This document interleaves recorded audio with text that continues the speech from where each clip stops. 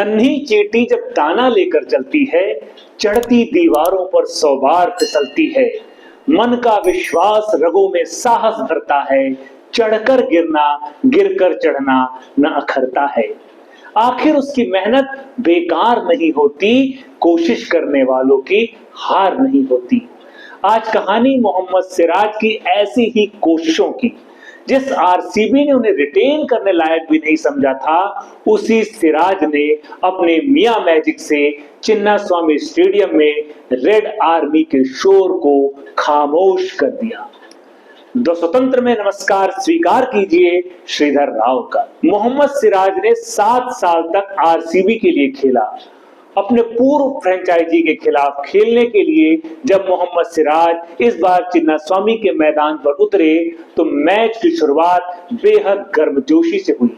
पहले तो अपने पुराने साथियों से हंसी मजाक में व्यस्त हुए, फिर पीठ थपथपाने का सिलसिला चला। लेकिन जब आरसीबी के खिलाफ पहला ओवर डालने के लिए उतरे तो वो थोड़े इमोशनल लग रहे थे। बहुत ही भावनात्मक क्षण था उनके लिए।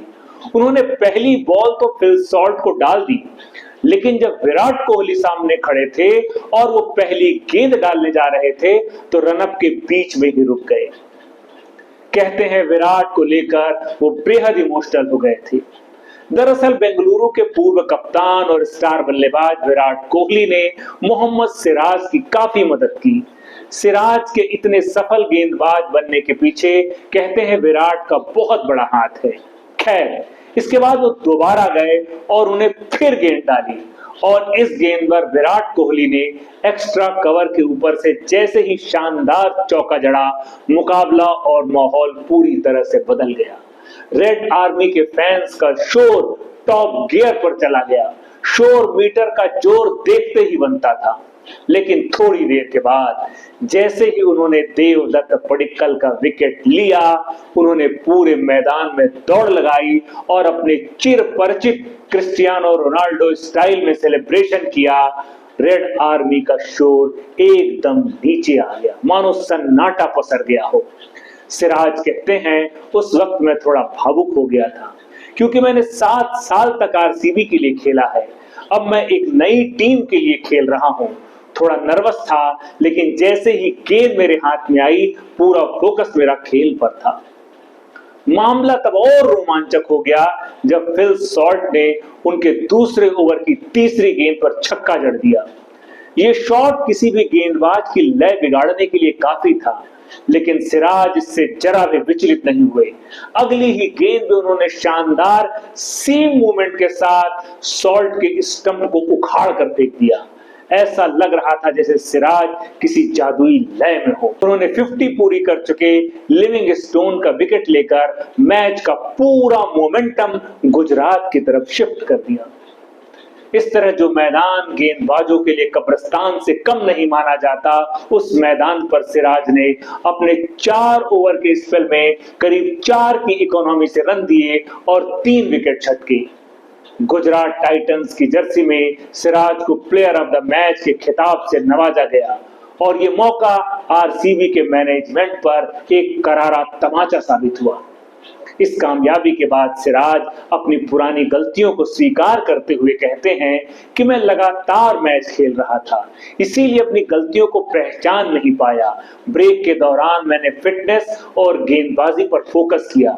गुजरात से जुड़ने के बाद आशीष नेहरा से बात की और अब गेंद अच्छी तरह से निकल रही है। नेहरा जी ने बस यही कहा कि मैदान पर जाओ और खेल का लुत्फ उठाओ। इससे बड़ा आत्मविश्वास कुछ नहीं हो सकता।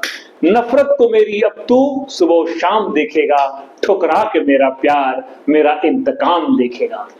सोशल मीडिया में आरसीबी के लिए ट्रोलर्स ने ऐसे मैसेजेस और मीम्स की बाढ़ लगा दी।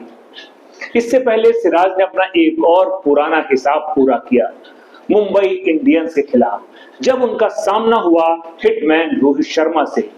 मोहम्मद सिराज ने रोहित को ऐसा बोल्ड मारा कि वो हक्के पक्के रह गए। यहाँ ट्विस्ट ये है कि 31 साल के मोहम्मद सिराज को आईसीसी चैंपियंस ट्रॉफी 2025 के लिए भारतीय टीम में शामिल ही नहीं किया गया था। उनकी जगह अर्शदीप सिंह को मौका मिला। प्रेस कॉन्फ्रेंस में जब सवाल उठे कि सिराज को आखिर क्यों ड्रॉप किया गया, तो इस पर शर्मा ने कहा कि मोहम्मद सिराज में वो धार नहीं, उनकी गेंदबाजी में अब वो असर नहीं दिखता। याद कीजिए, ये वही सिराज हैं जिन्होंने एशिया कप के फाइनल में श्रीलंका की धज्जियां उड़ा दी थी, वनडे वर्ल्ड कप में पूरी जान लड़ा दी थी, ऑस्ट्रेलिया के दौरे पर जसप्रीत बुमराह से ज्यादा गेंदबाजी की, कुछ मैचों में विकेट नहीं ले सके तो मियां भाई को टीम इंडिया से बाहर होना पड़ा। इसके बाद रॉयल चैलेंजर्स बेंगलुरु ने भी अपनी टीम से रिलीज कर दिया। लेकिन सिराज तो सिराज हैं, वो इतनी आसानी से घुटने टेकने वाले नहीं, और सिराज ने आईपीएल के शुरुआती 3 मैचों में चुन चुन कर लिया अपना बदला। सिराज ने ऐसी तबाही मचाई थी कि उम्मीद ना तो रोहित ने की थी और ना आरसीबी ने। बहरहाल सिराज खून पसीना बहाकर इस मुकाम तक पहुंचे हैं। अगर उनको और तराशा जाए तो वो इससे भी बेहतर गेंदबाज बनकर उभर सकते हैं। उनकी कहानी उस नन्ही चींटी की तरह है जिसके बारे में कवि सोहनलाल द्विवेदी कहते हैं कि चढ़कर गिरना, गिरकर चढ़ना ना करता है, आखिर उसकी मेहनत बेकार नहीं होती, कोशिश करने वालों की हार नहीं होती। मोहम्मद सिराज की ये कहानी संघर्ष, समर्पण और सफलता की मिसाल है। हैदराबाद के एक साधारण परिवार में जन्मे सिराज के पिता ऑटो रिक्शा चलाते थे।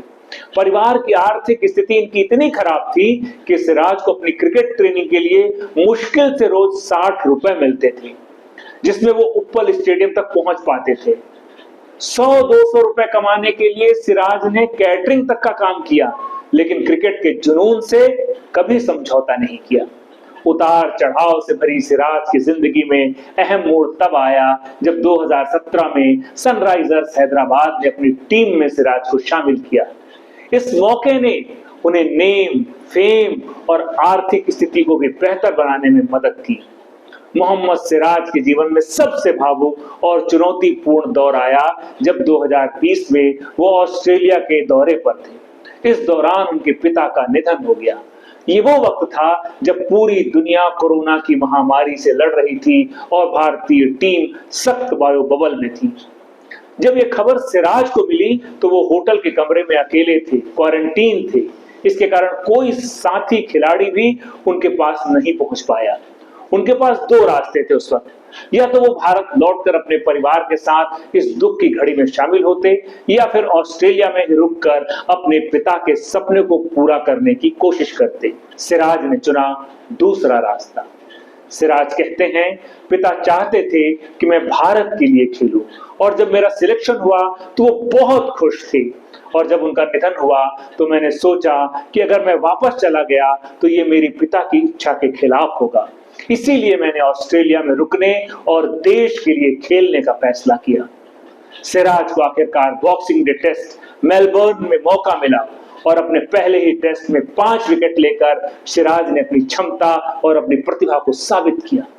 लेकिन असली कहानी तो ब्रिस्बेन के गाबा टेस्ट में लिखी गई, जब उन्होंने तोड़ा कंगारुओं का गुरूर, जब उन्होंने तोड़ा गाबा का घमंड। ये सिराज के करियर का सिर्फ तीसरा टेस्ट था। दबाव के बावजूद सिराज ने 5 विकेट लेकर भारतीय क्रिकेट के इतिहास में अपना नाम हमेशा हमेशा के लिए अमर कर लिया। उन्होंने न सिर्फ भारत को ऐतिहासिक जीत दिलाई, बल्कि अपने दिवंगत पिता को सबसे बड़ी श्रद्धांजलि दी। मैच खत्म होने के बाद जब भारतीय टीम मैदान पर जश्न मना रही थी, तो सिराज कोने में एकदम अकेले खड़े होकर आसमान की ओर ताक रहे थे। उनकी आंखों में आंसू थे, और ये आंसू दुख के नहीं बल्कि गर्व और संतोष के थे। वो कहते हैं, जब मैंने गावा में 5 विकेट लिए तो मुझे लगा पिताजी मुझे देख रहे हैं। मैं उनके लिए कुछ करना चाहता था, और ये उनके लिए मेरा सबसे बड़ा तोहफा था। अब आईपीएल 2025 की शुरुआत में सिराज का जबरदस्त प्रदर्शन गुजरात के लिए एक नई उम्मीद लेकर आया है। सिराज अपनी सफलता का सबसे बड़ा कारण सेल्फ बिलीफ को देते हैं। वो कहते हैं, एक गेंदबाज के लिए आत्मविश्वास सबसे जरूरी चीज है। अगर आत्मविश्वास नहीं रहेगा तो जब छक्का पड़ेगा तो घबराहट होने लगेगी, गेंदबाज गलतियां करने लगता है। लेकिन मेरा माइंडसेट ये है कि चाहे जो हो जाए, मैं कहीं भी खेलूं, मैं विकेट ले सकता हूं। आरसीबी ने भले उन्हें रिटेन नहीं किया, लेकिन अपनी कोशिश और मेहनत से उन्होंने साबित कर दिया कि वो अभी भी एक बड़े गेम चेंजर गेंदबाज हैं। उम्मीद है सिराज की कोशिश की ये कहानी आपको पसंद आई होगी। आप हमें कमेंट बॉक्स पर अपनी राय लिखकर जरूर बताएं और मियां मैजिक के हौसले और आईपीएल के इस रोमांच को और बुलंद करने के लिए कहानी को लाइक, शेयर और हमारे चैनल को सब्सक्राइब करना कतई न भूलें। धन्यवाद।